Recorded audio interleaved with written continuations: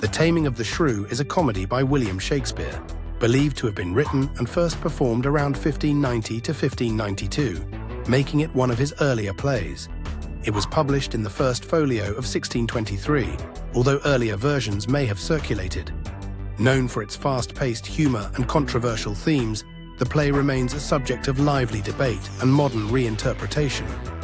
Set in Renaissance Italy, the story revolves around the courtship of two sisters, Katherina, often referred to as Kate, and Bianca, and the efforts of several suitors to win their hands in marriage.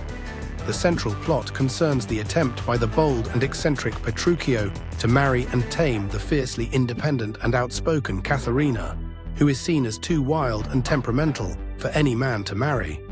The play opens with a framing device, a comic induction involving a drunken tinker named Christopher Sly, who is tricked into believing he is a nobleman and watches the main play unfold as a kind of performance. Though this prologue disappears quickly, it introduces ideas of role-playing and illusion that echo throughout the main narrative. In Padua, the beautiful and mild Bianca is courted by several men, including Lucentio, Hortensio, and Gremio. However, her wealthy father, Baptista, will not allow Bianca to marry until her older sister Katherina is wed.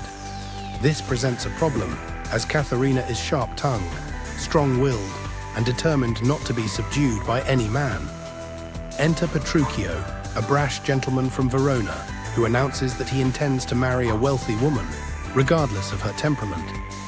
Intrigued by the challenge and the dowry on offer, he sets his sights on Katherina. Their courtship is comedic and confrontational, filled with witty exchanges, psychological games, and exaggerated performances of affection and authority.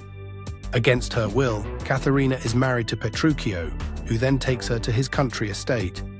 There, he begins his controversial process of taming her by denying her food, sleep, and clothing, under the guise of caring for her well-being. His method is to mirror and exaggerate her own behavior in order to confuse and break her resistance. Meanwhile, in the subplot, Lucentio disguises himself as a tutor to get close to Bianca, while Hortensio tries a similar tactic. After a series of mistaken identities and farcical situations, Bianca chooses Lucentio, and they are married. The play concludes with a banquet, during which the husbands test their wives' obedience. To everyone's shock, it is Katherina who responds most dutifully, delivering a speech on a woman's proper place and duty to her husband.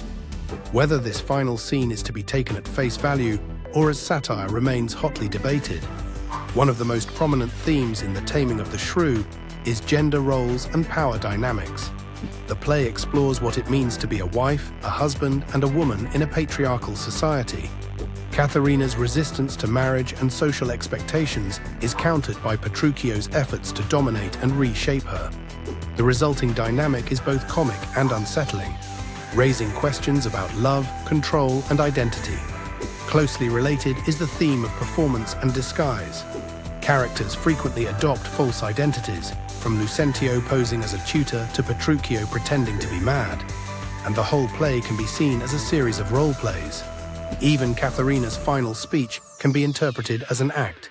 Is she truly reformed, or simply choosing to play the role expected of her in order to regain some agency? Another key theme is appearance versus reality. Throughout the play, things are not always what they seem. The use of disguise and deception challenges the audience to question what is genuine and what is constructed, in both personal behavior and societal norms. There is also a theme of family and marriage as economic transaction. Baptista treats his daughter's marriages as strategic moves, with dowries and social status at the heart of the negotiations. Petruchio's initial motivation is wealth, not love, and even Bianca's suitors view her more as a prize than a person. Shakespeare subtly critiques the commodification of women within the institution of marriage. Despite its comedic tone, the play also explores individual transformation. Katherina's journey, whether genuine or performed, suggests that people can be changed by love, pressure, or necessity. Whether this transformation is a loss or a form of empowerment remains open to interpretation. The Taming of the Shrew has inspired numerous modern adaptations, both faithful and reimagined. The most famous is the 1999 teen film 10 Things I Hate About You, which which places the characters in an American high school setting. In this version, Katherina becomes a sharp feminist teenager and Petruchio a charismatic rebel.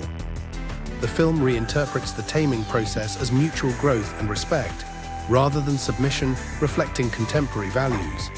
The musical Kiss Me, Kate is another well-known adaptation, which cleverly combines backstage drama with a production of The Taming of the Shrew, further playing on the themes of performance and reality. On stage, modern productions often emphasize irony, satire, or gender reversals, with some casting women in male roles or portraying Katherina's final speech as sarcastic or subversive. Though controversial, the play continues to provoke discussion about feminism, autonomy, and societal expectations, making it both a product of its time and a mirror for our own.